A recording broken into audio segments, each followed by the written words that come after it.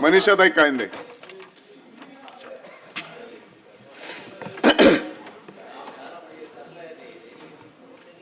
सभापती महोदय, विधेयक क्रमांक 8 वर बोलत असताना या दोन ज्या प्रायव्हेट युनिव्हर्सिटीज, मला एकंदरच युनिव्हर्सिटीची व्याख्या काय, युनिव्हर्सिटी ज्याला म्हणतात की त्याच्यामध्ये अनेक कॉलेजेस अफिलिएटेड असतात आणि त्याला अंडर ग्रॅज्युएट, पोस्ट ग्रॅज्युएट आणि रिसर्च असे 3 कोर्सेस असायला पाहिजे.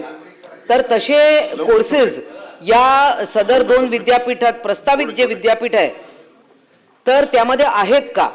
आपल्याकडे अनेक स्किल युनिव्हर्सिटीज आहे. सिम्बायोसिस असेल, रतन टाटा आहे, विश्वकर्मा आहे, कौशल्य आहे, यंग इंडिया आहे, सीकॉम आहे, माधवी सिल्क आहे, ॲटलास आहे, बऱ्याच प्रायव्हेट युनिव्हर्सिटीज आहेत. तर या प्रायव्हेट युनिव्हर्सिटीजला मान्यता देताना ह्या सगळ्या गोष्टी तपासल्या पाहिजे की त्या एकाच खोलीत तर चालणार नाही आहेत किंवा तिकडे कोणाची एकाधिकारशाही तर नाही आहे. तिकडे सगळे ते नियम पाळले जाणार आहेत का? कुठले कोर्सेस